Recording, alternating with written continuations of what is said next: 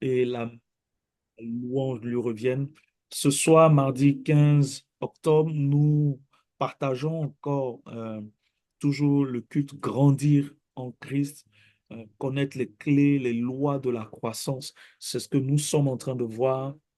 Je suis encore très heureux de te savoir connecté. Je veux te donner une minute afin que tu envoies un message, tu envoies le lien de la plateforme Zoom à des amis. Euh, ose ce soir, envoie, invite-les pour qu'ils nous rejoignent.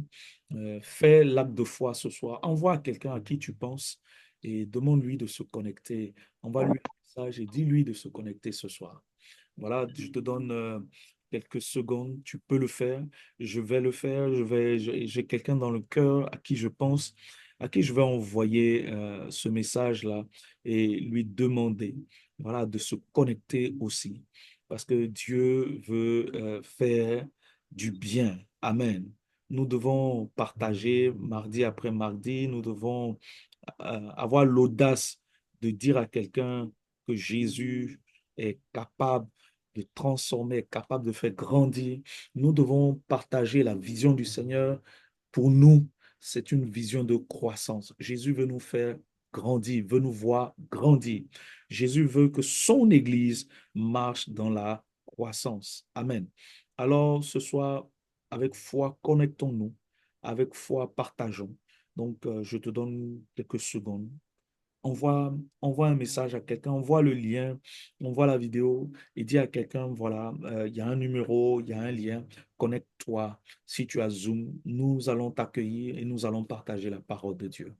Seigneur, je te rends grâce pour la personne que j'ai invitée. Je prie que tu la touches, que tu l'amènes à se connecter, à nous rejoindre afin de pouvoir te célébrer ce soir.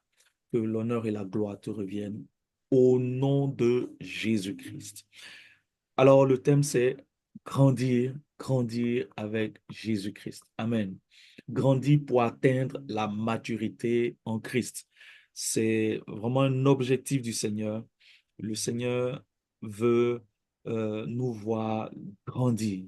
Il veut que nous soyons des chrétiens de croissance, des chrétiens qui atteignent la maturité en Jésus-Christ. Amen.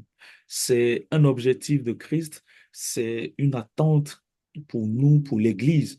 Et quand un chrétien, quand l'Église ne grandit pas, quand l'Église ne marche pas dans la dynamique de la croissance spirituelle, la croissance physique, la croissance matérielle, la croissance émotionnelle, sociale, quand l'Église ne grandit pas, il y a un problème. Quand le chrétien ne grandit pas, il y a un problème. Il devient lui-même un obstacle à ce que Dieu veut faire dans sa vie. Amen. Croître est une attente de la part de Dieu. Je t'en prie, tu dois le comprendre. Nous devons grandir dans tous les domaines, dans les principaux domaines que Jésus-Christ a mentionnés pour nous quand nous avons lu Luc chapitre 2, verset 52. Nous devons connaître la croissance. C'est un ordre divin de la part de Dieu. Alors, est-ce que je peux challenger quelqu'un, motiver quelqu'un ce soir? Tu vas prendre Colossiens chapitre 1, verset 9 à 10. Je veux qu'on lise quelques passages. Le temps que nos frères et sœurs se connectent, c'est comme un rappel. Que quelqu'un prenne Colossiens 1, verset 9 à 10. Ouvre son micro et lit Colossiens 1, verset 9 à 10.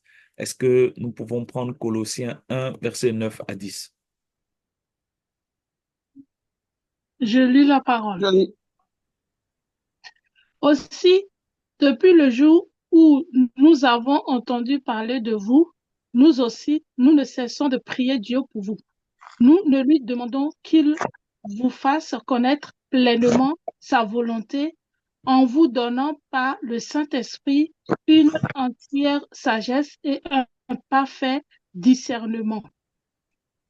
Le 10. Ainsi, vous pourrez avoir une conduite digne du Seigneur et qui lui plaît à tous égards, car vous porterez comme fruit toutes sortes d'œuvres bonnes et vous ferez des progrès dans la connaissance de Dieu. Amen. Amen. Donc, en Colossiens chapitre 1, versets 9 à 10, l'apôtre Paul encore parle de quoi? De faire des progrès. Amen. Il dit, il prie, il ne cesse de prier et il demande que Dieu vous fasse connaître sa pleine volonté. Et à la fin, il dit, vous ferez des progrès dans la connaissance de Dieu. Donc, faire des progrès, c'est grandir. Ça atteindre une certaine stature. Ça atteindre un certain niveau. Donc, Paul prie pour l'église de Colosse et prie, demande l'aide de Dieu afin que les chrétiens de Colosse puissent grandir dans la connaissance de Dieu. Donc, tu ne peux pas être chrétien, tu ne peux pas naître de nouveau et ne pas être impulsé, touché par une dynamique de croissance. Tu ne peux pas te satisfaire d'être à un si bas niveau. Tu ne peux pas te satisfaire d'être insatisfait en Jésus-Christ. Tu dois investir. Nous devons investir dans la croissance spirituelle. Amen. C'est une attente de la part de notre Seigneur. C'est ce qu'il veut voir pour l'Église. C'est ce qu'il veut voir pour le chrétien. C'est ce qu'il veut voir dans la vie de son peuple. Son peuple doit grandir. Le chrétien doit grandir. Amen. C'est une Amen. attente du Seigneur. Il dit, je fais cette prière.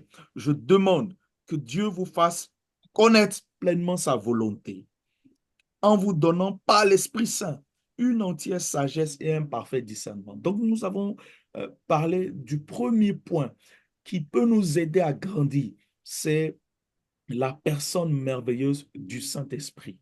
Amen. Nous avons pris le temps la semaine dernière de parler de lui, de définir, de décrire qui il est, de présenter comment il peut communiquer avec nous.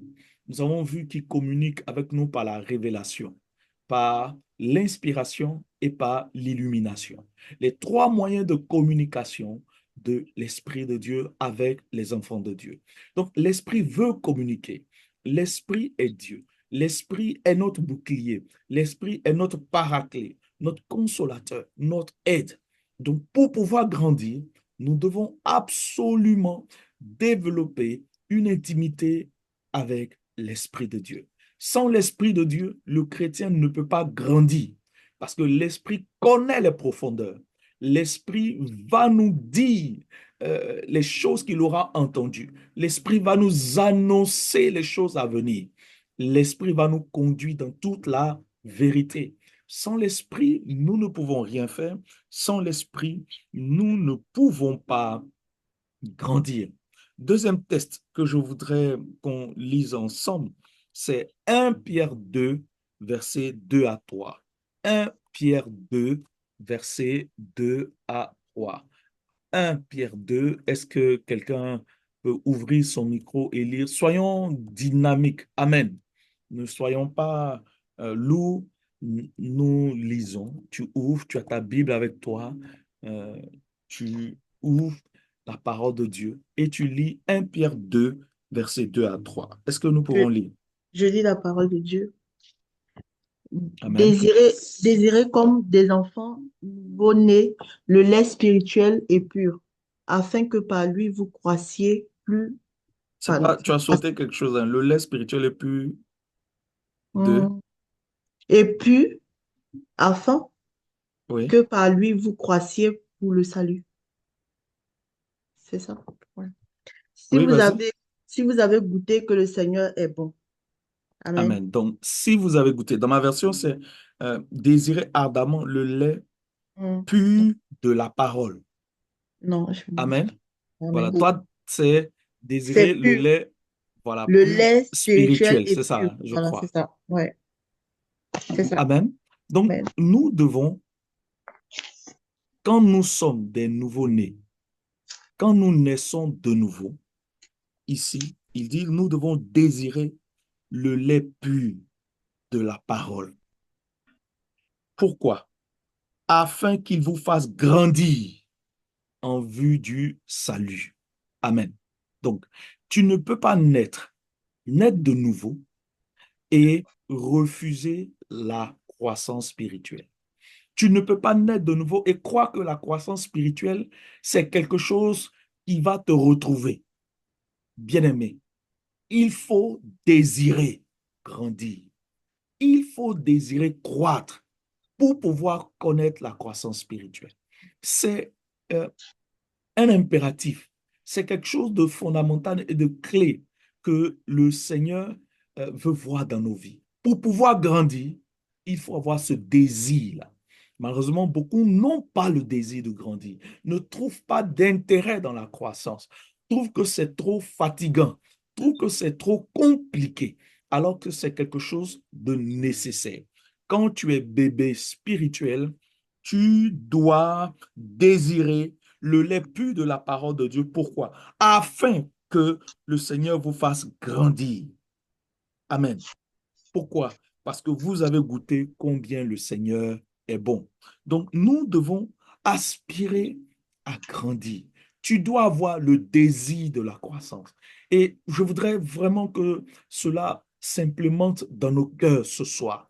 Nous devons désirer grandir, désirer à aller à un autre niveau, désirer connaître des choses nouvelles avec le Seigneur, désirer expérimenter des choses nouvelles avec le Seigneur. Que cela soit un profond désir dans nos cœurs. Que cela soit quelque chose de fondamental dans nos cœurs. Amen. Jésus-Christ veut nous voir grandir. Alléluia. Alléluia. Amen. 2 Pierre 3. 2 Pierre 3, versets 17 à 18. 2 Pierre 3, versets 17 à 18.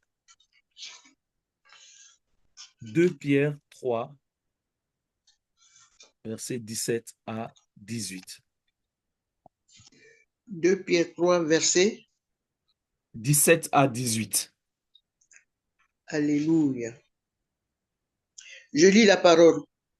Amen.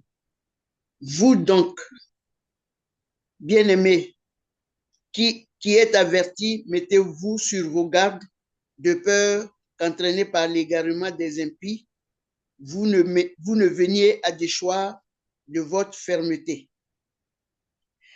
Mais croissez dans la grâce et dans la connaissance de notre Seigneur et Sauveur Jésus-Christ.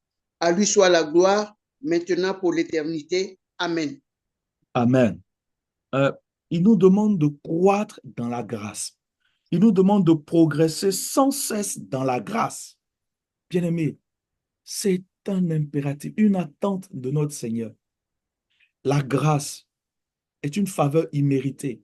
Mais l'apôtre Pierre dit, nous devons grandir, progresser dans la grâce et dans la connaissance de notre Seigneur et Sauveur Jésus-Christ. Es-tu capable de dire qu'en 2024, tu connais mieux le Seigneur que 2019, que 2020, que 2021? Es-tu capable de dire qu'aujourd'hui, tu connais les réalités, les profondeurs de la grâce mieux que les années passées? Bien-aimé, tu dois comprendre ce que dit l'apôtre Pierre. Il dit progresser sans cesse. C'est un processus ininterrompu. C'est un processus continu qui doit s'accomplir et se manifester dans nos vies. Si nous ne grandissons pas, nous ne progressons pas dans la connaissance de Dieu ni dans la grâce, nous allons, bien aimer, rater beaucoup de choses. Alléluia. Le chrétien doit soupirer après cela. Il doit le désirer profondément. Il doit désirer la grâce de Dieu. Il doit désirer la connaissance de Dieu. Il doit désirer aller le plus loin possible dans la connaissance de notre Dieu. Connaissance pas seulement intellectuelle, mais connaissance, je dirais, réelle, pratique de notre Dieu. Euh, Par exemple, je méditais sur quelque chose. Euh, je laissais mes pensées euh, aller dans la parole de Dieu. Et je me suis assis et je me suis rappelé de notre grand-père, de notre ancêtre dans la foi, Abraham. Bien-aimé, Abraham a vécu dans une famille idolâtre. On est d'accord? Amen. Abraham a vécu dans une famille idolâtre. Abraham ne connaissait pas Dieu, n'avait pas d'expérience avec Dieu, si ce n'est certainement le rapport que son père Térak lui avait fait, parce que c'était une transmission et il n'avait pas d'écrit comme nous, il n'avait pas de Bible comme nous, il n'avait pas, euh, quand il vivait avec Térak, il n'avait pas d'hôtel, parce que c'est plus tard qu'Abraham va bâtir des hôtels.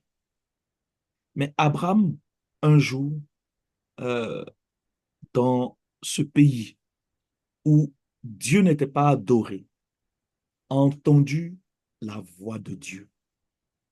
Bien-aimé, le Seigneur lui a dit, quitte la maison de ton père, ta nation, ta patrie, et va vers l'endroit que je vais non seulement te donner à toi, mais donner à ta descendance. Il n'avait pas d'enfant avec sa femme, mais il a entendu la voix de Dieu. Et la voix de Dieu l'a poussé à se séparer de sa famille, à se séparer de son confort, à se séparer, lui qui était le fils, l'héritier, à se séparer de son héritage, l'héritage de son père. La voix de Dieu.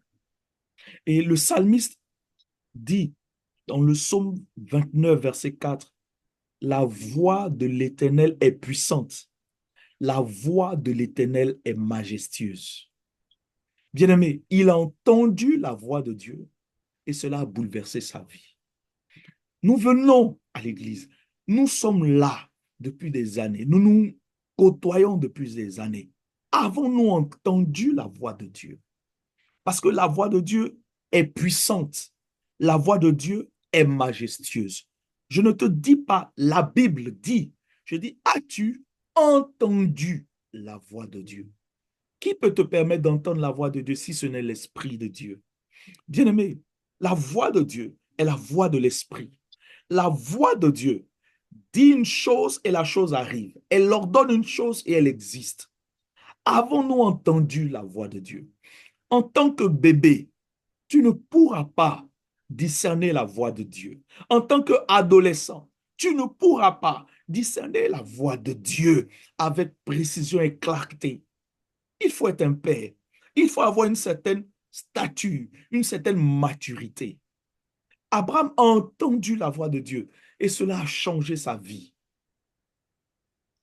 Et vous voyez, parce qu'il a entendu la voix de Dieu, il a acheté des terres, il a posé des actions, il a vu des choses que personne de sa génération n'a vues.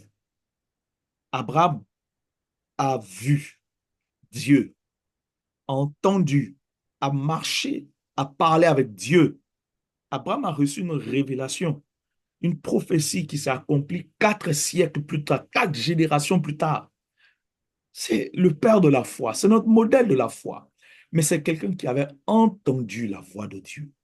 Et vous allez voir dans son parcours, la voix de Dieu va être beaucoup plus claire au fur et à mesure qu'Abraham va faire des expériences avec Dieu, va commencer à marcher avec Dieu.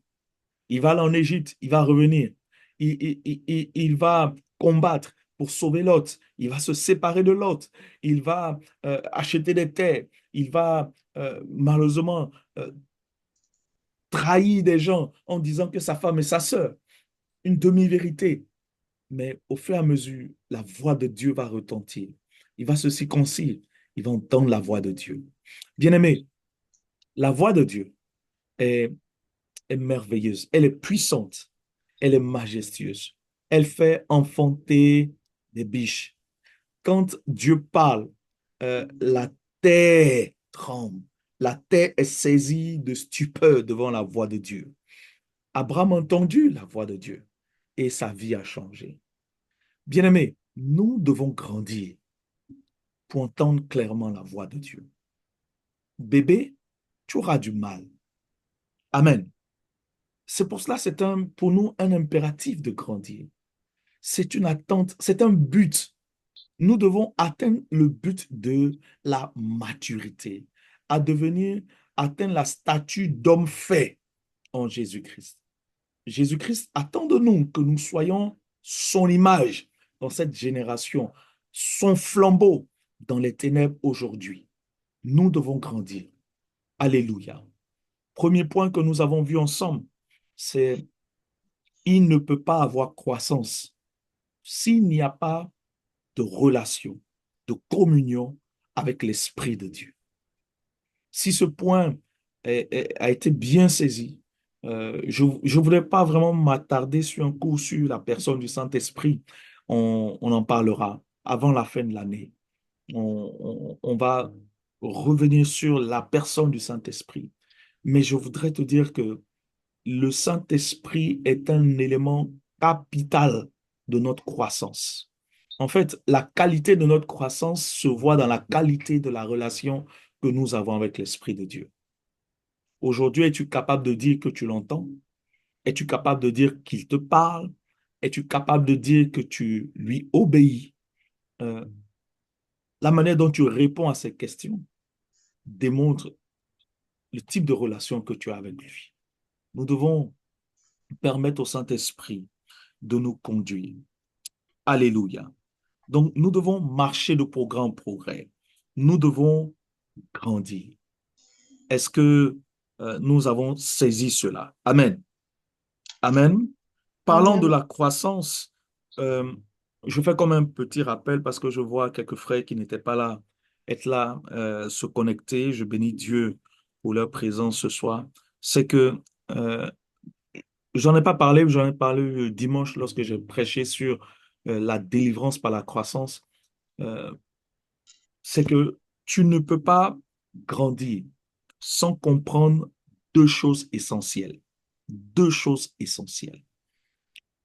J'ai commencé par le Saint-Esprit pour te parler des moyens pour t'amener à grandir, mais je fais un retour en arrière pour te parler des deux choses, deux vérités essentielles.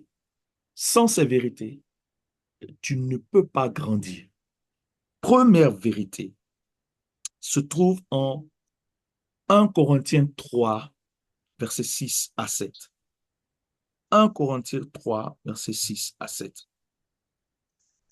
1 Corinthiens 3, versets 6 à 7.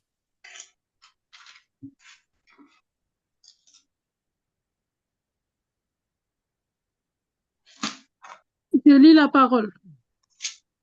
J'ai 1 planté, Corinthiens 3, c'est ça? 1 Corinthiens oui, 1 3, Corinthiens 3, verset 6 à 7. vas-y. J'ai planté, Apollos a arrosé, mais Dieu a donné l'accroissement. C'est pourquoi, Amen. Oui, vas-y.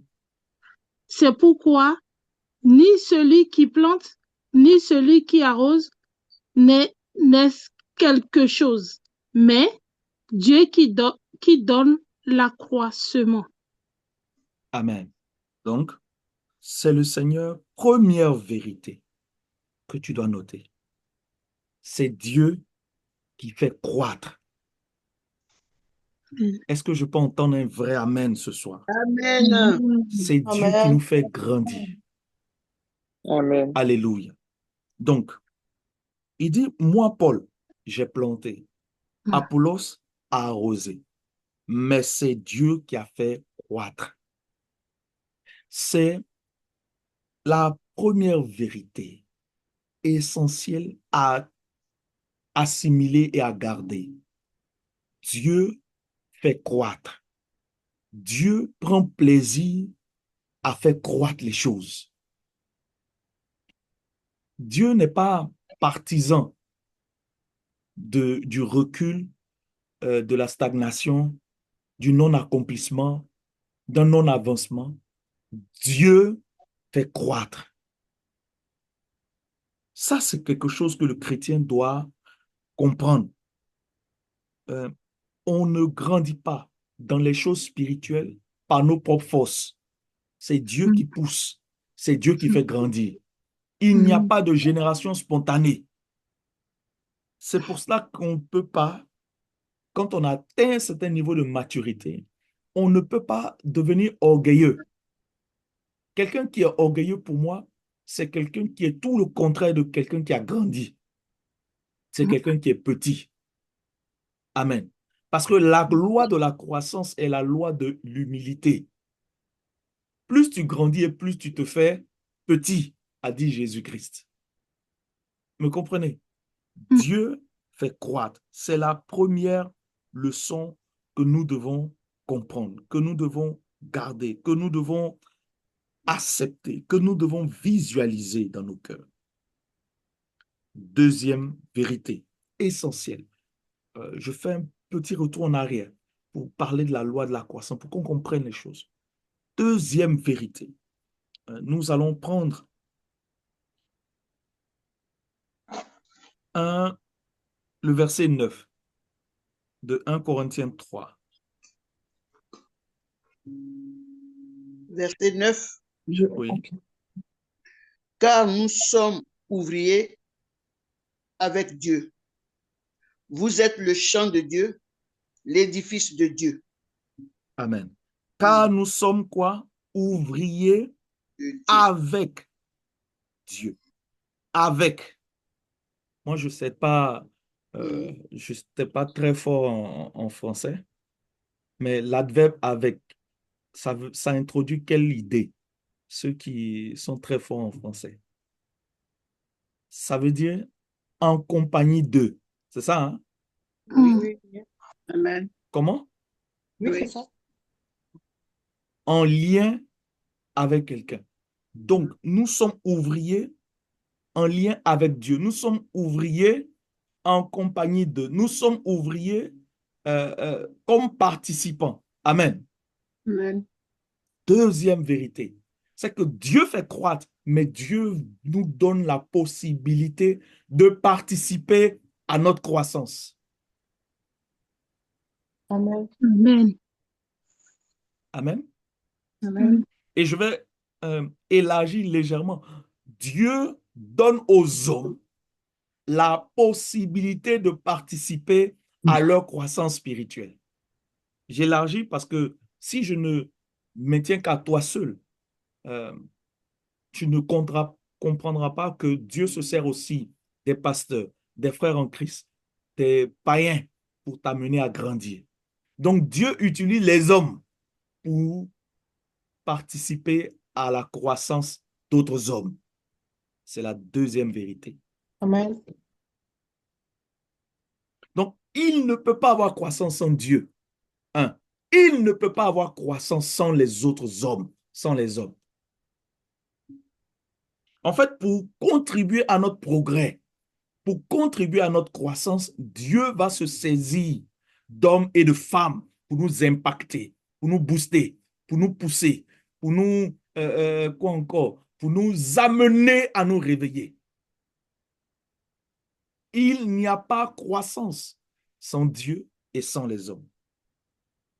Est-ce que quelqu'un a compris cela? Amen. Amen. Amen. Donc, Amen. on ne grandit pas seul dans son coin. Écoutez-moi, on ne grandit pas seul enfermé dans le jeûne et dans la prière. Amen. Quelqu'un a noté cela? Amen. Tu vas jeûner, tu vas recevoir. Mais pour évaluer ta croissance, Dieu va se servir des hommes. Mhm. Dieu va se servir des hommes pour évaluer ta croissance. Comment tu vas impacter les hommes ou comment les hommes vont t'impacter? Cela va démontrer ton niveau de croissance. Puis-je prendre un exemple rapidement? Je prends sur ma personne. Il y a quelque temps, je disais, Seigneur, je veux la sagesse, je veux être patient, je veux être ceci, je veux être cela. Mais bien aimé, tu as beau prendre des temps de jeûne. Dieu va envoyer quelqu'un, en général quelqu'un de proche de toi, pour évaluer ton niveau de patience. Ça ne fonctionne que comme cela. Amen. Amen. Et si tu es vrai, tu sauras qu'il y a encore des manques dans ta vie. Tu sauras que le niveau de patience que tu veux, tu ne l'as pas encore atteint. Ah, je me disais, Dieu a dit de Moïse, il n'y a personne d'aussi patient que cet homme. Et je disais, Seigneur, je veux cette patience de Moïse. Mes frères, Moïse, pour atteindre ce niveau de patience, il y a eu Aaron et Myriam. Il y a eu les peuples de Dieu, Israël autour de lui, pour évaluer son niveau de patience. Et on a vu qu'à la fin, un peu de colère a fait que Moïse a raté la terre promise. Dieu se sert toujours des autres, des hommes, de nous-mêmes et des hommes autour de nous pour évaluer notre croissance. Si ces deux vérités, je ne les saisis pas, je passe à côté de la compréhension spirituelle des choses de Dieu. Je passe à côté du pouvoir que Dieu a déployé dans ma vie pour me faire grandir. Sans Dieu, je ne peux pas croître. Sans les hommes, je ne peux pas croître. Et quand je dis les hommes, il y a moi dedans. Est-ce que ça va? Amen. Quelqu'un m'a compris ce soir? Amen. Amen. Amen. Oui. Voilà les deux clés vérités majeures pour grandir, Dieu et les hommes. Ensuite, les gens vont commencer à réfléchir, vont se dire, ah oui, c'est vrai, je dois grandir, Amen. je dois grandir. Je ne peux plus rester à un tel niveau. Mm. Je ne peux pas rester à une telle instabilité émotionnelle et être à l'église depuis des années. C'est moi qui échoue chaque fois au test de la susceptibilité, qui échoue chaque fois au test du mépris, des paroles injurieuses. Bien-aimé, à un moment donné, je dois connaître, je dois grandir en stature dans ma dimension morale, en stature dans mes rapports avec les autres. Je dois grandir en stature dans les choses spirituelles. Je dois croître, faire des progrès dans la grâce de Dieu. C'est quelque chose que le Seigneur attend de moi. C'est bon? Amen. OK. Il y a dans la parole de Dieu des traces évidentes que nous devons grandir. Il y a, vous allez voir, on va parler d'enfants, de fils, n'est-ce pas? Mm. On va parler aussi dans l'Évangile selon Jean. C'est le texte sur lequel on va s'appuyer ce soir pour parler de la croissance, de 3 niveaux de croissance que Dieu veut voir dans nos vies. On va prendre 1 Jean chapitre 2, versets 14 à 15. 1 Jean chapitre 2, versets 14 à 15. Jean chapitre 2, verset. 14 à 15. Alléluia. Je lis la parole. Oui, vas-y, allez-y. Vous, les enfants, je vous dis encore, vous connaissez le Père. Vous, les parents, je vous dis encore, vous connaissez celui qui existe depuis toujours. Vous, les jeunes, je vous dis encore, vous êtes forts, la parole de Dieu reste en vous et vous avez vaincu le mauvais. N'aimez pas le monde, ni ce qui est dans le monde. Si quelqu'un aime le monde, il n'aime pas Dieu le Père. Amen. Amen. Tu as lu le verset 15, 1 Jean 14, verset Oui, 14 à verset 15. 15. D'accord. OK. Donc, dans ce test, l'apôtre Jean parle de 3 niveaux. 3 niveaux du chrétien. 3 niveaux qu'il attend dans la vie des enfants de Dieu. Amen. Le Amen. premier niveau, c'est quoi? On a lu ensemble. C'est quoi le Connaître le premier Père. niveau? J'écoute? C'est connaître le Père. Non. Relis ton test. C'est simple. Ne faut pas chercher loin. C'est écrit. Il dit vous, Je- Ah, le premier niveau, c'est les enfants. les enfants. Il va parler des enfants. Il va parler de quoi? des pères ou des parents. Et troisième niveau, il va parler des jeunes gens. Amen. Mm.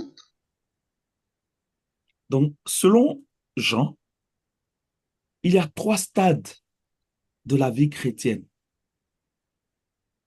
On est de nouveau, on est un bébé, on est un enfant. Ensuite, on devient des jeunes gens. Et après, on doit devenir des pères. Amen. Amen. Le problème, nos églises sont remplies d'enfants. Il y a très peu de jeunes gens, il y a très peu de pères. Voire quasiment pas. Il y a des églises où il n'y a même pas de père. Et que le pasteur lui-même, c'est un enfant. Amen. Amen. Voilà. Donc, nous devons croître. Et ce niveau, ces 3 niveaux, ce n'est pas une question d'âge ni d'ancienneté à l'église. C'est 3 niveaux de maturité spirituelle. Me comprenez? Amen. À ces 3 niveaux, il y a 3 traits particuliers que l'apôtre Jean met en avant. Bien-aimé, ce n'est pas écrit au hasard la parole de Dieu. C'est pas par hasard, c'est quelque chose de précis. C'est quelque chose de, je dirais, de profond pour nous. Enfants, jeunes gens et pères. Donc, quelqu'un peut reprendre. Et je veux qu'on se donne 3, 4 minutes, 5 minutes même max. Relis ce test à la maison. Prends plusieurs versions. Et ensemble, nous allons partager notre compréhension. Nous allons partager ce que le Saint-Esprit va illuminer dans nos vies. Parce que le Saint-Esprit communique avec nous par la révélation, par l'inspiration et par l'illumination. Qu'est-ce qu'il va éclairer dans nos vies? Nous allons le partager ensemble. 1 Jean 2, versets 14 à 15. Est-ce que quelqu'un peut lire à haute voix dans la version, par exemple, parole vivante? On va lire dans 2, 3 versions. Parole vivante, quelqu'un peut prendre et lire. 1 Jean 2, versets 14 à 15, s'il vous plaît. Je lis la parole de Dieu. Est-ce qu'on m'entend? Oui, je vous ai écrit à vous les enfants parce que vous avez reconnu celui qui est votre Père. Je vous ai écrit à vous, Père, parce que vous avez reconnu et compris celui qui existe depuis le commencement. Je vous ai écrit, jeunes chrétiens, parce que vous êtes forts. La parole de Dieu demeure en vous et ainsi vous avez vaincu le diable. N'aimez pas le monde, ni rien de ce qui fait partie du monde. Si quelqu'un aime le monde, l'amour pour le Père n'a pas de place dans son cœur. Amen. Amen. C'est dans quelle version? Parole vivante. Parole vivante. Est-ce que quelqu'un d'autre peut prendre une autre version? Je lis la parole. Oui. Louis II, je crois. Je vous ai écrit, Père, parce que vous avez connu celui qui est dès le commencement. Je vous ai écrit, jeunes gens, parce que vous êtes forts et que la parole de Dieu demeure en vous et que vous avez vaincu le malin. N'aimez point le monde, ni les choses qui sont dans le monde. Si quelqu'un aime le monde, l'amour du Père n'est point en lui. Amen. Amen. Amen. Donc, on voit qu'il y a 3 niveaux. On est d'accord? 3 niveaux. OK. Et l'apôtre nous dit, voilà ce qu'il attend de nous. Il veut voir des choses dans nos vies. Enfants, ou dans d'autres versions, c'est petits enfants. Ensuite, c'est quoi? Jeunes gens. Et à la fin, c'est père. Amen. Amen. Euh, le premier niveau, petit enfant, c'est en, c'est en grec païdion. C'est pas en, en langue connue, je vais écrire, c'est païdion. C'est, cela décrit quelqu'un qui est né récemment, quelqu'un qui est,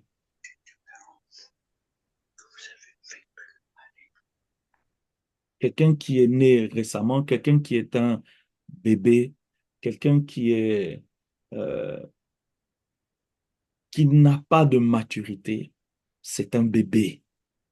Donc, païdion. Amen. Amen. Après, et il dit, vous êtes ensuite euh, des jeunes gens. C'est un jeune homme. C'est en grec néa niskos. Vous êtes des jeunes gens. Vous êtes des néa niskos. Euh, c'est quelqu'un qui a un peu plus de maturité, qui est rempli de vigueur. C'est surtout utilisé dans le sens de serviteur. Je vais écrire comme ça. C'est néa niskos en grec. C'est bon. Et le troisième, c'est le père, le géniteur. C'est en grec pater. Ça vient, c'est de là sort paternité. Amen. C'est euh, l'ancêtre, c'est la personne qui donne la vie, c'est celui qui est source de quelque chose, qui transmet. Donc, qu'est-ce que le Saint-Esprit est en train de nous dire? Qu'est-ce qu'il veut nous dire? Qu'est-ce qu'il veut nous enseigner? Vous voyez, à chaque niveau, euh, il a pris le temps de décrire ce que les petits-enfants, ce que les jeunes gens, ce que les pères font. Il prend le temps de décrire les traits qui vont caractériser ce genre de personnes. Vous voyez? Donc, ce n'est pas en vain que l'apôtre Jean a écrit. Quelles sont les vérités? Apprendre, à comprendre. Cela va nous permettre de nous situer. Cela va permettre aussi de voir les points d'amélioration dans nos vies. Bien-aimés, ce soir, nous allons méditer ce test de 1 Jean 2, versets 14 à 15. C'est bon? On reprend. Les petits-enfants, qu'est-ce qu'ils font? Qu'est-ce que l'apôtre Paul, je dis Paul, l'apôtre Jean décrit des petits-enfants quand tu as lu ces versets?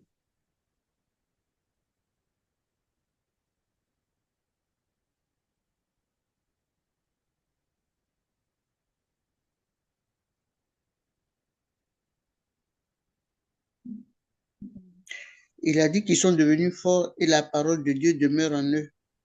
Ça, c'est les jeunes gens. Mais les petits-enfants, qu'est-ce qu'il dit? Ah oui. Il a dit, alors il dit, Les petits-enfants, qu'est-ce qu'ils font? Ils ont connu le Père. Je vous écris pas ils ont connu celui qui est le commencement, donc Jésus-Christ. parce que vos péchés vous sont pardonnés. Oui, parce que vous avez connu le Père. On est d'accord, c'est ça? Oui. Ah, je viens de me rendre compte que j'ai fait une petite... Reprenons à partir du verset 12. Ça va être plus clair pour nous. Je lis la parole de Dieu. Oui, Je vous écris, petits enfants, parce que vos péchés vous sont pardonnés à cause de son nom. Je vous écris, Père, parce que vous avez connu celui qui est dès le commencement. Je vous écris, jeunes gens, parce que vous avez vaincu le malin. Je vous ai écrit, petits enfants, parce que vous avez connu le Père. Je continue? jusqu'au verset 15. OK. C'est bon? Non, là, je continue au verset 14. Je vous ai écrit, Père, parce que vous avez connu celui qui, dès le commencement, je vous ai écrit, jeunes gens, parce que vous êtes forts et que la parole de Dieu demeure en vous et que vous avez vaincu le malin. Verset D'accord. 15. N'aimez point le monde ni les choses qui sont dans le monde. Si quelqu'un aime le monde, l'amour du Père n'est point en lui. Amen. Amen. Donc, voilà. 1 Jean 2, verset 12 à 15. On a lu. Maintenant, 15. 1 Jean 2, verset 12 à 15. Maintenant, on va prendre le premier groupe. Le premier groupe, c'est quoi? Les petits-enfants. On est Oui. d'accord. Oui. Quand on lit 1 Jean 12, 1 Jean 2, verset 12 à 15, qu'est-ce qu'il dit des petits-enfants? Il dit que leurs péchés leur sont pardonnés. À cause Oui. du nom de Dieu. Première chose, leurs péchés sont pardonnés. Après, tu Leurs péchés prends, leur sont pardonnés à cause du nom de Jésus. d'accord, ils connaissent Jésus, leurs péchés sont pardonnés. Oui, c'est tout. Qu'est-ce qu'il dit des petits-enfants?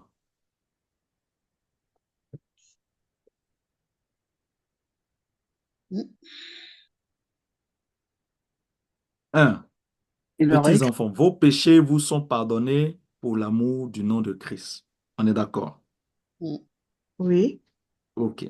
Deux, vous avez reconnu celui qui est le Père. On est d'accord. Voilà. Voilà. Donc, les petits-enfants, leur niveau de connaissance spirituelle se limite à quoi? Quand on lit ces deux passages, À la connaissance du nom de Jésus. à la connaissance du nom de Jésus, oui.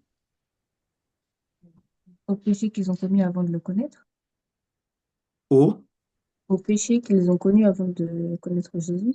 d'accord, au péché, donc, oui.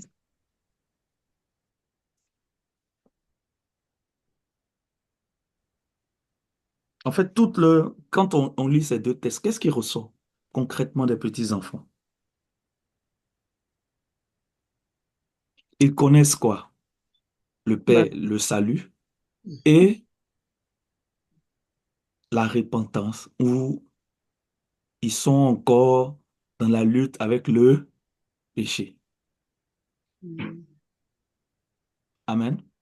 En Amen. fait, c'est comme si les petits-enfants euh, se caractérisent uniquement par, euh, je dirais, les fondements, le salut, euh, tout tourne autour de la conscience du péché. C'est bien de savoir ce que Jésus a fait pour nous, mais la conscience du péché, se souvenir constamment de cela, marcher constamment de cela, vivre sa vie constamment par rapport à cela, euh, t'amène à vivre une vie, je dirais, limitée, de lutte, de peur. Ce n'est même pas la crainte de Dieu, mais c'est de la peur. Le petit enfant, en fait, se débat avec le péché. Amen. Ouais. amen. Il est dans la dépendance. Il est, euh, il ne supporte pas la nourriture solide. Il se bat avec cette image-là de son passé. Il n'a même pas encore compris que les choses anciennes sont passées et tout est devenu nouveau pour lui. Non. Le souvenir, l'empreinte de son passé est encore vivace et totale dans sa vie. Il est en Christ, mais en lui subsiste la loi du péché et de la mort. Tant que tu as ces luttes-là constantes dans ta vie, tant que tu n'as pas encore réalisé la grâce de Dieu, ce que cela signifie, tant que tu n'as pas encore compris ce que c'est que le salut, la Bible dit que tu es un petit enfant. Ce n'est pas une injure, mais c'est une réalité. En fait, le petit enfant, euh, on a du mal à faire encore, et lui-même encore a du mal à s'identifier en véritable enfant de Dieu. Pourquoi? Parce que l'image du monde est encore gravée dans son cœur. Il lutte avec le monde. Il lutte avec les choses du monde. C'est pour cela, vous allez voir, quand il écrit, l'apôtre va dire quoi? Il va dire, celui qui aime le monde, l'amour du Père n'est pas en lui. Amen. Un père ne lutte pas euh, avec le monde. Un père sait à qui il appartient. Il connaît son royaume. Un père, la musique du monde ne l'impacte pas. Il ne tire pas sa joie dans les choses du monde, mais en Dieu. Mais un fils, un petit enfant, pardon, euh, est hésitant, se cherche encore des excuses, ne sait pas qui il est. Il est esclave du péché. Il est dans les choses, je dirais, euh, qui ne le distinguent pas de la réalité du royaume. Vous voyez, l'apôtre Paul va écrire beaucoup de choses. Il va dire, il y a encore parmi vous des disputes, des jalousies. Il y a encore ces choses-là. N'êtes-vous pas des enfants? Amen. Amen. Ce qui caractérise un petit enfant, c'est la lutte, bien-aimé. Paul écrit en Romains chapitre 7, je veux faire le bien, mais je n'y arrive pas. Parce qu'il y a une autre loi qui opère, qui agit en moi. Bien-aimé, quand tu es un petit enfant, tu es dans cette lutte.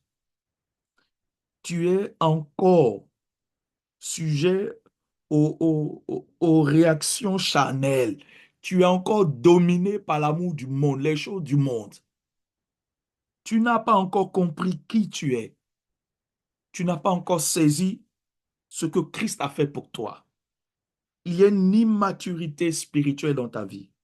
Tu es incapable de t'occuper des autres et des intérêts du royaume. Il dit en Hébreux 5, verset 12, vous qui devriez être des maîtres dans les choses de Dieu, vous êtes encore au lait. Pourquoi? Parce que ta connaissance de Dieu n'est pas profonde. Ta connaissance de Dieu est en rapport uniquement avec le salut, avec le fait que tes péchés sont pardonnés. Vous vous souvenez, un dimanche, j'ai prononcé cette chose, ce n'est pas pour prêcher contre quelqu'un, mais j'ai dit, viens à Christ tel que tu es, mais ne demeure pas en Christ tel que tu es. Vous vous souvenez de cette phrase? Amen. Amen. Amen. Ce sont les petits-enfants qui sont dans les discours. Jésus connaît mon cœur. Il m'aime tel que je suis. Euh, donc, je n'ai pas besoin voilà, de changer. Je peux être comme je suis parce que Jésus m'aime. Tu es encore en train de lutter avec le péché. Amen. Parce que quelqu'un qui connaît son Dieu sait que ce que Dieu veut, c'est son cœur. Et quand son cœur est touché, tout son être entier est touché. Amen. Nous connaissons le Père, mais notre connaissance du Père est limitée par rapport aux choses, je dirais, aux choses basiques de la foi. Nous sommes encore au lait. Et je répète, il y a cette maladie d'enfance en nous. Les vaines disputes, les conflits, les jalousies. On se bat encore avec le monde parce qu'on ne connaît pas notre identité. On ne supporte pas la nourriture solide. Tout est centré sur nous. Vous voyez, un petit enfant, quand il va à l'église, il va se faire du bien. Vous avez remarqué les gens, non? Ou bien je suis en train de parler à pas mal de petits enfants ce soir. Amen. Seigneur. Le petit enfant recherche que son bien. Mm. Or, quand on va à l'église, on va pour offrir. Amen. Tant que tu vas à l'église pour te faire du bien, tu es encore un petit enfant. Amen. On va pour offrir quelque chose à Dieu. Ta présence, ce n'est pas pour que tu sois bien, Alléluia. c'est pour que Dieu soit élevé, glorifié. Amen. Alléluia. Et je répète, beaucoup sont au stade de petits enfants. Mm. Vous voyez,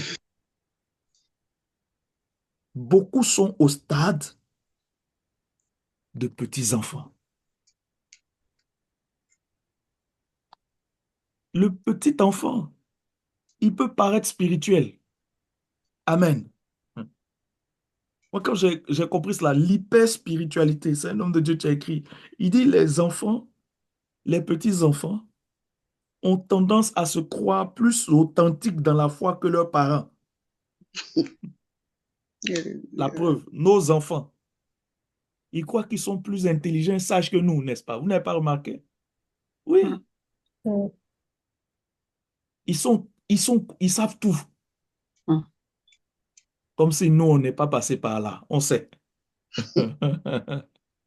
Ils savent même pas ce qu'on sait. Mais les petits enfants sont toutes les hyp spirituels. Ils nagent dans, dans, dans l'hypersensibilité spirituelle.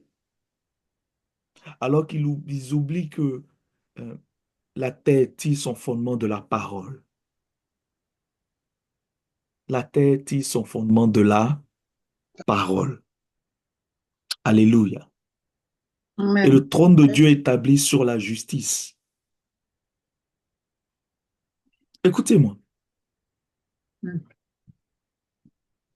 prends une minute et comprends que il y a certaines grâces qui ne se manifesteront pas dans ta vie tant que tu seras au stade de petit enfant. Amen. On ne donne pas des choses précieuses aux petits enfants.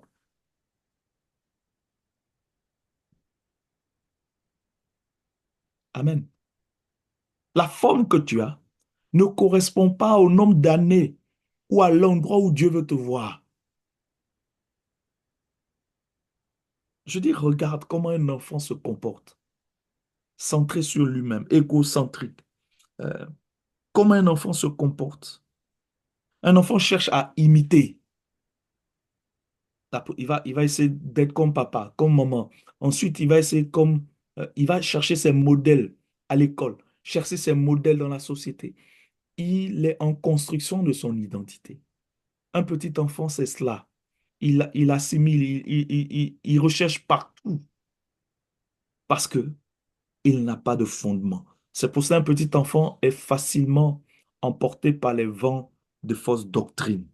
Il est sujet aux erreurs doctrinales. Amen. Un petit enfant est incapable de s'occuper des autres parce que tout tourne autour de lui. Il fait preuve d'immaturité. Et vous voyez, Jean, pardon, écrit en disant, euh, petits enfants, vraiment, vous, vos péchés sont pardonnés. En fait, la première grande expérience que nous faisons, c'est la prise de conscience du pardon de nos péchés. Donc, quand on franchit cette étape, on commence à marcher dans l'assurance qu'on ne perd pas le salut. On marche dans l'assurance que oui, Dieu, il peut être notre Père, il est notre Père. On a conscience que, voilà, Dieu n'est plus le juge méchant. Dieu n'est pas le juge qui nous rejette, mais Dieu est notre Père. C'est pour ça qu'il dit, vous avez connu le Père, mais il va dire, vos péchés sont pardonnés à cause de ce que Jésus a fait. Voilà le stade de petit enfant. Tout tourne autour de cela, la conscience du péché. Et si tu es encore un chrétien en train de lutter avec cela, la Bible te dit que tu appartiens au groupe des petits enfants. Amen. Il y a aussi des grâces, hein. Quand on est un petit enfant, on est totalement dépendant de Dieu, n'est-ce pas? Tout le monde s'occupe de nous. Imagine quand aujourd'hui le bébé, il y a je bénis Dieu vraiment pour la grâce qu'il fait à pas mal de familles. Il y a de beaux bébés. Les bébés sont jolis, bien potelés, bien jolis. Et voilà. On veut, on veut les prendre. Allez, pouchou, pouchou, on les touche. Tout le monde veut toucher le bébé. Mais quand le bébé grandit, au fur et à mesure qu'il grandit, vous allez voir que l'empressement à aller le prendre commence à baisser. Le petit enfant fait tout pour être le centre d'intérêt, par les pleurs, par les gémissements, par les cris, par les bouderies. Il fait tout pour être le centre d'intérêt. Mais ne restons pas à ce stade parce que nous allons rater beaucoup de choses avec le Seigneur. Amen. Donc, le premier stade, c'est le stade de petit enfant. Amen. Deuxième stade, c'est le stade de quoi? De jeunes gens. En lisant le texte de l'apôtre Jean, qu'est-ce qu'il dit des jeunes gens? Quels sont les deux points précis qu'il relève pour les jeunes gens? Est-ce que nous pouvons lire rapidement? Cette fois, il parle de leur enfant. Je n'ai pas entendu. Bonsoir, Quelqu'un peut... vous êtes fort et la parole de Dieu demeure en vous. Mhm. Amen. Je vous écris, jeunes gens, et il dit quoi? Vous avez quoi? Vaincu le malin. Vous avez vaincu le malin. Ouais. Et après, il dit, vous êtes forts. La parole de Dieu demeure en vous. Amen. Donc, vous voyez la différence. Les jeunes, les petits enfants. Est-ce que vous voyez la différence avec les jeunes gens? Oui. Cette fois-ci, il dit aux jeunes gens, vous avez vaincu l'esprit du mal. Le petit enfant ne peut pas faire le combat spirituel. Il faut dire Amen. Dis Amen avec moi. Je ne t'entends Amen. pas. Amen. Amen. Amen. Non, il ne peut pas. Il peut pas. Il n'est pas habilité. Il n'a pas les armes. Parce qu'on va dire quoi? Vous êtes fort. Ce n'est pas fort physiquement, mais c'est fort spirituellement, mentalement, émotionnellement. Vous êtes endurant. Vous êtes fort. La parole de Dieu demeure en vous. Ce qui fait croître, fait passer de petit enfant à jeunes gens, c'est la parole de Dieu. Comment la parole de Dieu habite en toi, c'est ce qui te rend fort. Mhm. C'est l'âme que tu vas utiliser. Amen. Le petit enfant jeûne. Le petit enfant prie. Mais le petit enfant n'a pas quelque chose qui demeure en lui. Il n'a pas fait l'expérience de la parole de Dieu. Il ne prend que le lait, alors que la parole de Dieu peut être une nourriture solide.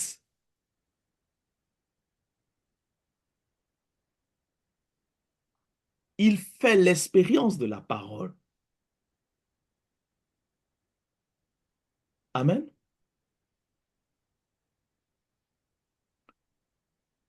Je vous écris, jeunes gens, parce que vous êtes forts, que la parole de Dieu demeure en vous. Et vous avez vaincu le malin. Bien-aimé, tu deviens un chrétien de type jeune gens. Quand dans ta vie, je vais te dire la vérité, quand dans ta vie, tu affrontes et tu triomphes de quelque chose qui dominait sur toi, tant que tu n'as pas fait cette expérience, tu es encore un petit enfant. Est-ce qu'on m'a compris ce soir? Amen. Contre quoi as-tu lutté et as-tu triomphé?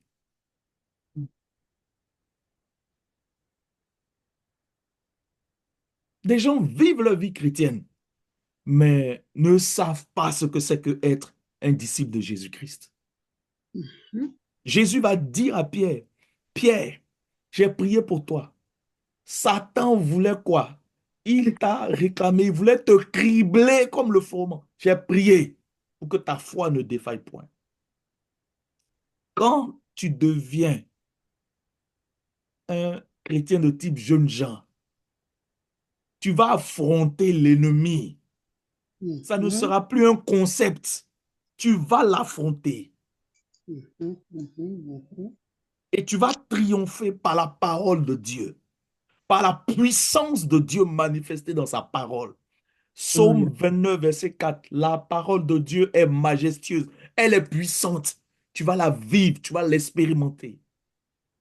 Frère, quand tu atteins cette dimension où la parole prend racine en toi, la parole est installée en toi, la parole devient un instrument de guerre pour toi.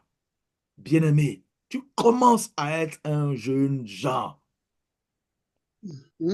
Tu atteins ce stade. Quand tu es un petit enfant, c'est la satisfaction de tes désirs.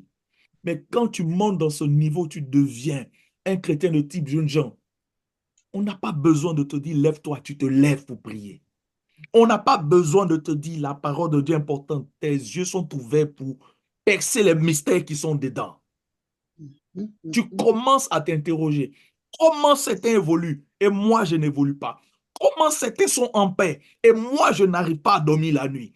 Comment certains commencent à voir des choses dans leur vie et moi, je ne vois pas? Tu commences à te poser des questions. Tu commences à voir des gens progresser et tu te dis comment faire pour progresser.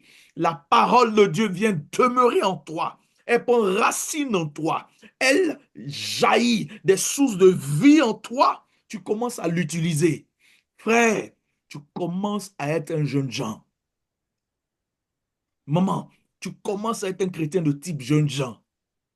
Tu commences à comprendre la réalité du combat spirituel. Tu commences à comprendre que le territoire dans lequel tu es est un territoire miné. Tu commences à comprendre que tu es un soldat. Bien-aimé, les jeunes gens sont ceux qui ont vaincu le malin. Ils ont vaincu le malin par la parole qui demeure en eux. Ils ont vaincu le malin par la parole qui demeure en eux. Alléluia. Quand tu es un chrétien de type jeune Jean, prier, ce n'est plus de l'amusement pour toi. Aller à l'église, ce n'est plus de l'amusement pour toi.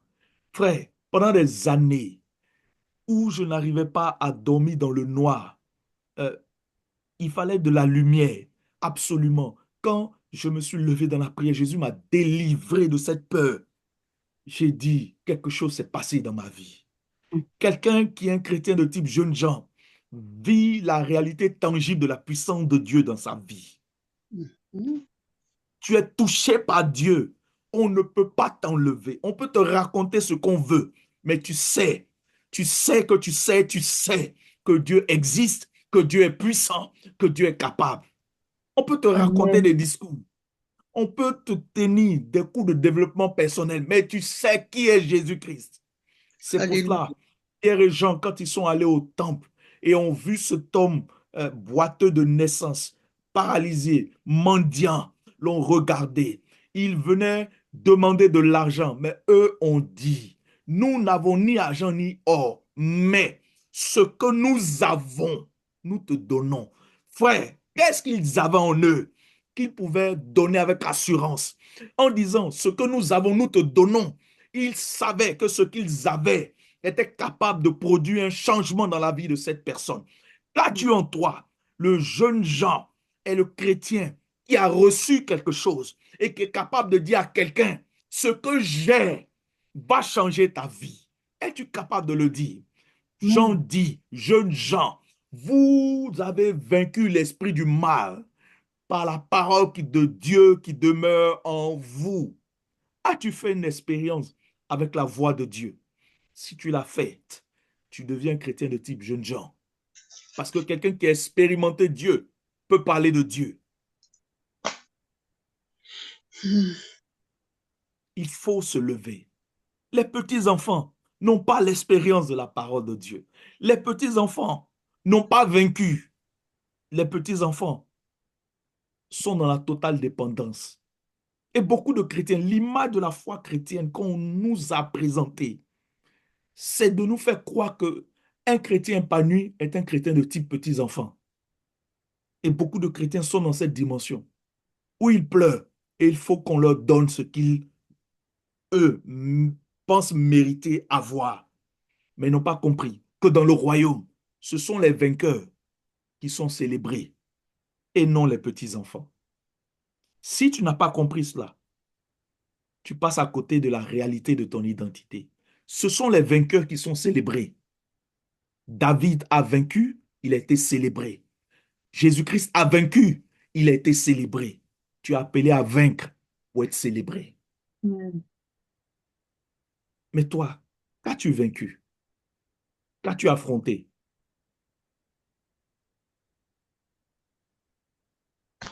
Je vous écris, jeunes gens, vous avez vaincu l'esprit du mal. Vous êtes forts. La parole de Dieu demeure en vous. Alléluia. Amen. Amen. Par cette parole, nous apprenons comment vaincre sur le péché l'esprit du mal. Par cette parole, nous apprenons à régner, à dominer, à être des témoins vivants. Nous pouvons donner des choses et les gens vont nous suivre. Devenons des chrétiens de la dimension des jeunes gens. Dis Amen. Ouvre ton micro, dis Amen et reçois. Apôtre, Amen. Amen. Amen. Amen. Amen. C'est des Amen vraiment qui me... Bon, on va se débrouiller avec. Amen. Amen. Amen. Amen. Hein? Amen. Amen. Amen. Amen. Amen. Amen. Amen. Je dis Amen et reçois au nom de Jésus. Amen. Amen. Amen. Je reçois. Amen. Je reçois. Il dit, Amen. Père, Père. je vous écris, Père, Hum. vous connaissez celui qui est dès le commencement. C'est pas ça? Si Mais regardez, quelqu'un peut lire les deux fois où il parle des pères. Lis et puis regarde. je vous écris, Père, parce que vous avez connu celui qui est dès le commencement. Et Ça, c'est le verset 13. Hein? C'est ça? Hein? oui, 14, Vous voyez? je vous ai écrit, Père, parce que vous avez connu celui qui est dès le commencement. Ça, c'est 14. Vous voyez que pour les petits-enfants, il dit une chose et il répète la chose. Il dit, je vous ai écrit, petits-enfants, parce que vos péchés sont pardonnés à cause de son nom. On est d'accord. Ensuite, il dit quoi encore par rapport aux petits-enfants? Verset, c'est ça, hein? Je vous ai écrit, petits-enfants, parce que vous avez connu le Père. Vous voyez, il dit deux choses qui changent. On est d'accord. Amen. Je vous ai écrit, petits-enfants, parce que vos péchés sont pardonnés à cause de son nom. Je vous ai écrit, petits-enfants, parce que vous avez connu le Père. Amen. Vous voyez. Pour les petits-enfants, il dit, vous avez connu quoi? Le Père. Père. Dieu est leur Père. Père. C'est une question d'identité. Alléluia. Ensuite, il dit, je vous ai écrit, jeunes gens, parce que vous avez vaincu le malin. Ça, c'est dans le verset 13. 13. Ensuite, dans le verset 14, il dit, je vous ai écrit, jeunes gens, parce que vous êtes forts et que la parole de Dieu demeure en vous et que vous avez vaincu le malin. Vous voyez, il dit, pour les jeunes gens, je répète, pour les petits enfants, il dit deux choses qui se complètent. Vos péchés sont pardonnés et vous avez connu le Père. Pour les jeunes gens, il dit, vous avez vaincu. Ensuite, il dit, vous êtes forts, la parole de Dieu demeure en vous et vous avez vaincu. Mais regardez pour les pères, il dit deux choses identiques.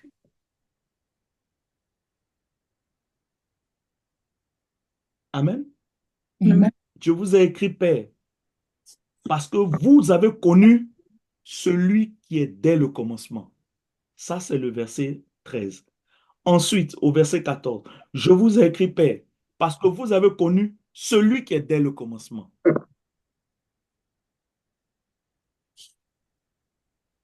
Déjà, en lisant, en prenant, en ayant une première lecture,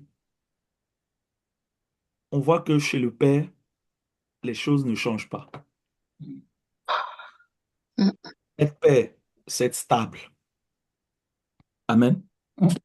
Être Père, c'est avoir une connaissance. En fait, le chrétien adulte connaît Jésus-Christ, non seulement comme son sauveur, mais surtout comme son Seigneur.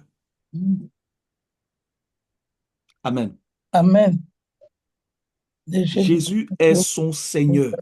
Il est celui qui est dès le commencement. Quand on dit, vous avez connu celui qui est dès le commencement, on est en train de dire, vous avez connu celui qui est le créateur de toutes choses. Amen.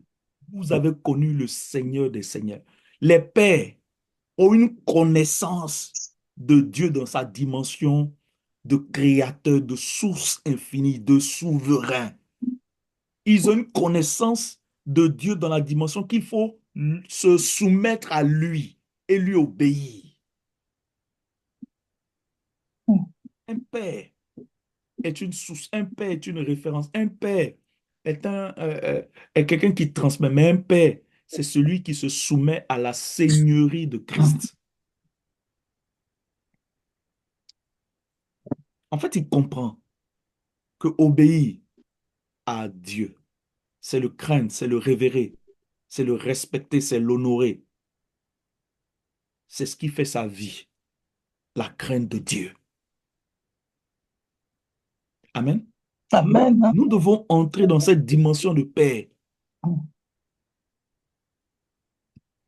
Un père, le chrétien de type paix, c'est le chrétien qui se soumet à Jésus comme son Seigneur.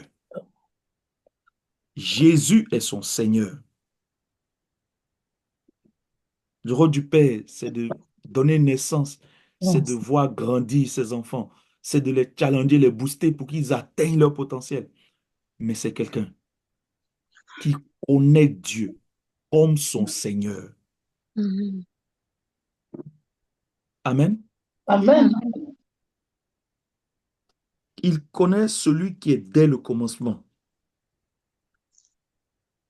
Il a atteint une dimension adulte. Vous voyez, celui qui est père, qui a connu celui qui est dès le commencement, a compris.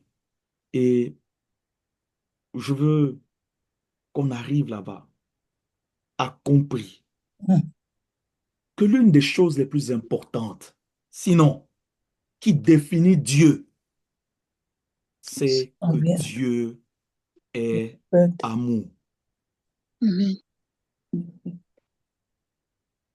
Amen.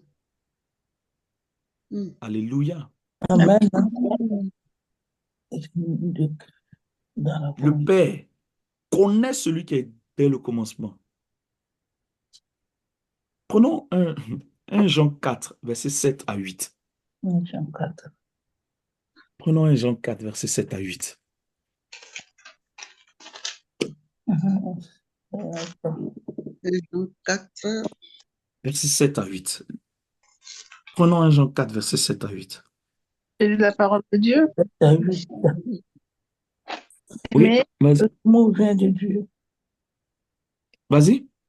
bien-aimés, aimons-nous les uns les autres, car l'amour est de Dieu, et quiconque aime est né de Dieu et connaît Dieu. Celui qui n'aime pas n'a pas connu Dieu, car Dieu est amour. L'amour Amen. Amen. Il dit, vous êtes père parce que vous avez connu, c'est ça, hein, celui qui était le commencement.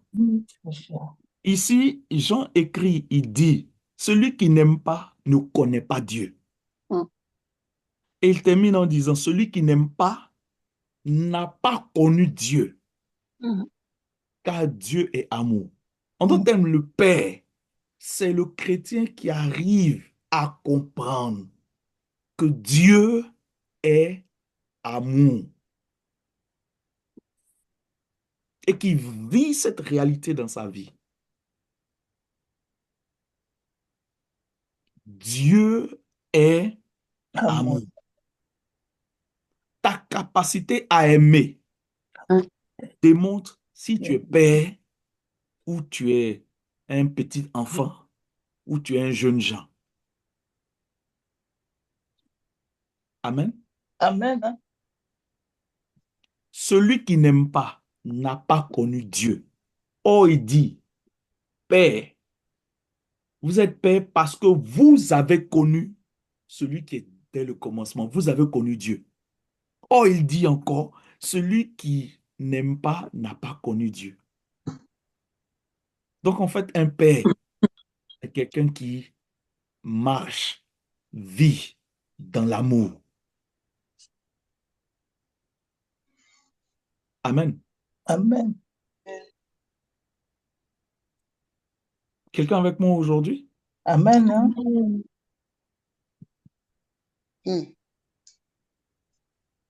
Donc, on se rend compte que être père, atteindre la statue de père,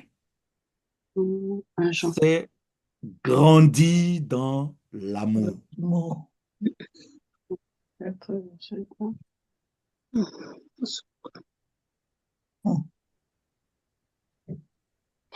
Et quand on comprend cela, on comprend que dans nos églises, il n'y a pas beaucoup de pères. Il y a des jeunes gens. Beaucoup de jeunes gens. Amen. Et beaucoup de petits-enfants. Au secours, Seigneur. On parle en langue, mais il n'y a pas l'amour. On chasse des démons, il n'y a pas l'amour. On jeûne même, il n'y a pas l'amour. On prêche, il n'y a pas l'amour. On donne des révélations, il n'y a pas l'amour. Il y a très peu de paix. Eh oui. Eh oui. Amen. Amen. Je prends l'exemple d'un parent.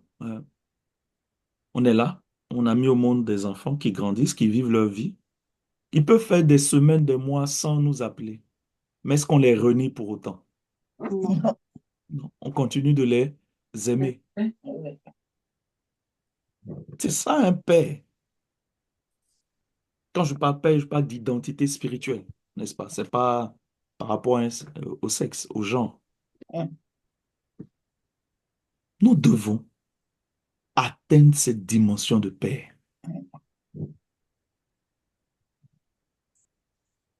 Eh oui.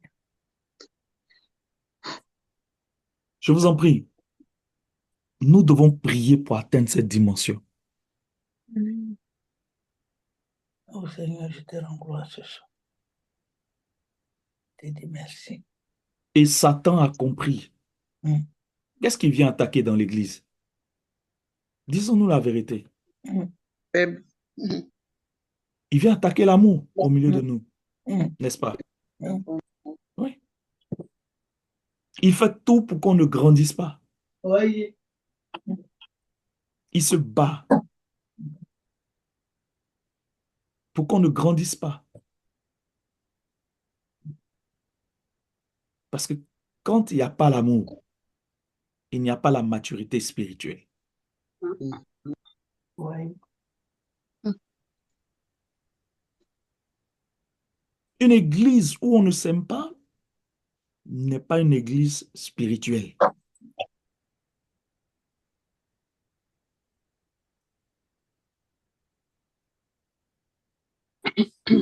Un corps de Christ en France où on ne s'aime pas n'est pas un corps de Christ spirituel.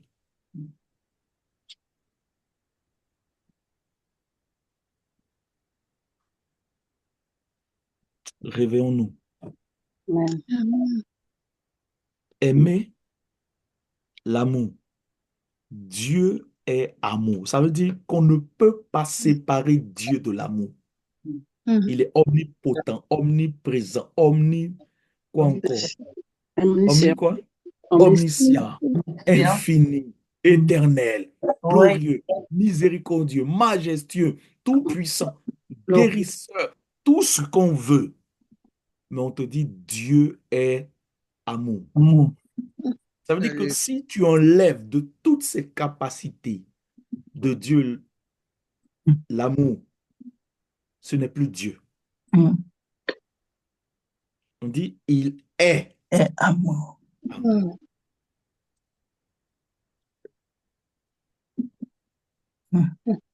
C'est son essence, son identité. C'est ce qui enveloppe toute sa puissance. Tu enlèves l'amour de sa puissance, ce n'est plus Dieu.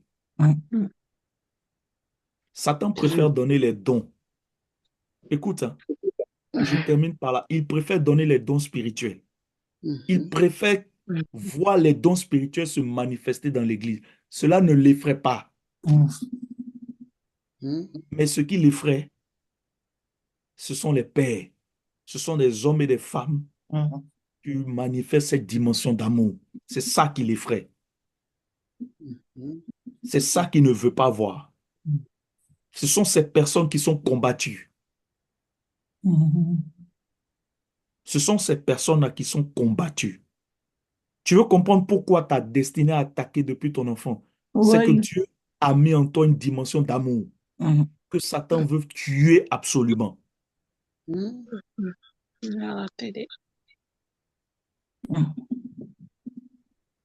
Parce que les pères sont ceux qui marchent dans l'amour. Alléluia.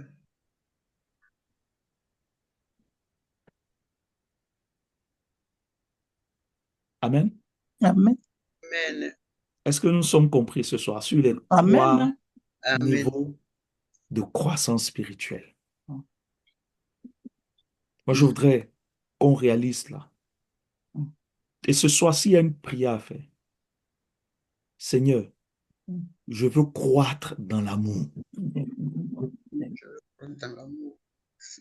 On prend 1 Jean 4, on va lire 1 Jean 4, versets 7 à 8. À lire maintenant, là? Oui, on va prier avec ça. D'accord. 1 Jean 4, versets 7 à 8. Bien-aimés, aimons-nous les uns les autres, car l'amour est de Dieu, et quiconque aime est né de Dieu et connaît Dieu. 8. Celui qui n'aime pas n'a pas connu Dieu, car Dieu est amour. Amen. Donc, nous devons prier. Ce soir, prions. Prions afin de progresser dans l'amour. Tu vas dire, Seigneur, je veux croître. Je veux progresser dans l'amour. Est-ce que nous pouvons élever la voix et prier ce soir? Oh Dieu, trop patient ce soir, Seigneur, je veux croire. Je veux croire dans l'amour, Seigneur. Seigneur, je veux croire dans l'amour. Oh, ce soir, je veux croire dans l'amour, Seigneur. Oh Dieu, trois fois saint, Dieu combat. Ce soir, je veux croire dans l'amour. Oh Dieu, trois fois saint, Dieu combat. Je veux croire dans l'amour. Je veux trois fois saint, Dieu combat. Je veux croire dans l'amour. Oh Dieu, trois Oui, Seigneur. Je veux grandir, grandir dans l'amour. Je veux grandir dans l'amour. Je veux grandir dans l'amour. Je veux grandir dans l'amour. Je veux grandir dans l'amour. Je prie, Seigneur, qu'il y ait dans ma vie une croissance dans l'amour. Je prie qu'il y ait une croissance dans l'amour. Je prie qu'il y ait une croissance dans l'amour. Je veux progresser, Papa, dans cette révélation. Progresser, Papa, dans cette révélation. Progresser, Papa, dans cette révélation. Éternel Dieu, fais croître, fais croître, fais croître. Je veux me revêtir de l'amour, Seigneur. Oh, je veux me Oui, revêtir Seigneur. ce soir. Je veux me Oh Dieu, revêtir de papa, l'amour. Saint-Dieu, Seigneur. combat. Je veux me revêtir de Je veux l'amour. revêtir l'amour ce soir au nom de Jésus. Mandeko Oh Shaka Dieu, Baba. papa, Saint-Dieu, combat. Rikotoko Boro Je Boshi. Non, béni ton Saint-Nom, Dieu. donne-moi un cœur en Oh Dieu, toi, Shikata Kabra. bien combat. Rikotoko Bora Je veux Maskita croire Kabra. dans l'amour au nom Rikotoko de Jésus. Bora Bashi Kabra. Je veux croire Rinkata dans Kabra l'amour au Bashi nom Kata Kabra. Non, ne fais pas Rikotoko Toko Boro dans Boshi l'amour Kata au nom Kabra. de Jésus. Rande Kerere Oh Boshabra. Seigneur, je veux Rande croire Kata dans Kabra l'amour au Baraba. nom de Jésus. Rikotoko Boro Boshi Je veux Kabra. croire dans Je veux l'amour au nom de Jésus. croître dans l'amour, croître dans Je veux l'amour, croire croître dans dans l'amour, l'amour au croître dans nom l'amour, de croître Jésus. dans l'amour. Seigneur, je veux Merci croire dans Seigneur. l'amour au nom de Jésus. Merci Seigneur. Je veux Merci croire dans Seigneur. l'amour au nom de Merci Jésus. Seigneur. Seigneur, Seigneur, Merci je veux croire Seigneur. dans l'amour au Merci nom de kata Jésus. karala bala bala Oh bala Dieu, bala toi, bala. Saint Dieu, Rikante combat. kelelebe. Je veux Bobo croire dans shabrada l'amour au baraba. nom de Jésus. Endoko toko broro Oh Dieu, boshekata toi, kabra. Saint Je Dieu, te combat. remercie, je Je te veux remercie, croire je dans te remercie. l'amour. fais grandir, Seigneur, car c'est de toi nous Seigneur, sommes je veux croire dans l'amour au nom de Jésus. avec toi, Seigneur. Merci Nous Oh Seigneur. Seigneur, je vais être avec toi, je avec veux avancer avec toi tout ma grandir, Seigneur. au Nous nom de Jésus. Seigneur. ta parole, Seigneur. Merci Seigneur. Oh, Alléluia. Amen. Alléluia. Alléluia. Amen. Oui, Seigneur, nous te remercions ce Oh, soir. merci, Nous te Seigneur. bénissons ce soir. Nous Amen. voulons, Seigneur, que par ton Esprit Saint, au Oh, merveilleux merci, Seigneur, pour Saint-Esprit, toi. ce soir, que cet enseignement porte du fruit dans nos cœurs, nous amène à la réflexion, nous amène à méditer encore davantage. Je voudrais te glorifier, je voudrais te Merci, glorifier, je Seigneur. voudrais te glorifier. Je voudrais te glorifier. Fais-nous progresser dans Au l'amour nom ce soir. Fais-nous grandir dans l'amour ce de soir. Au nom de Jésus. Aimer Dieu, aimer notre prochain. C'est ce que nous voulons faire. Pour la gloire de ton Saint-Nom, nous avons prié. Amen. Amen. Amen. Amen. Amen. Amen. Amen. Soyons Merci, bénis, papa. soyons bénis, soyons bénis, que Merci. vraiment le Seigneur nous fasse encore du bien, que Amen. sa parole nous fasse du bien. Amen, amen. Et si ce que tu as reçu ce soir te met à cœur de rendre témoignage, je voudrais t'inviter sur le groupe de l'Église à mettre un témoignage, à mettre une action de grâce. On avait parlé de l'action de grâce, à mettre sur les réseaux comment tu aimes Dieu, comment Dieu, tu pries que Dieu te fasse croître, comment tu es prêt à témoigner. Les jeunes gens sont forts. Ce sont les jeunes gens qui font progresser l'Église, qui font progresser l'Évangile. C'est pour cela, la dimension de jeunes gens, c'est pas une affaire d'âge. Souvent, on dit c'est la jeunesse, vous êtes les jeunes. Ça n'a rien à voir. C'est une dimension spirituelle. Amen. Amen. Amen. Parce que tu peux être jeune et ne rien avoir à dire et ne rien Oui. dire de bon. Les jeunes gens sont ceux qui ont vaincu le malin. Ils ont l'expérience pratique de la parole de Dieu. Donc, levons-nous. Quel que soit nos niveaux, le Seigneur veut nous faire croître. Soyons Amen. bénis, soyons bénis, soyons bénis. Amen. Amen. Amen. Amen. Amen. Oh, merci Seigneur. Merci.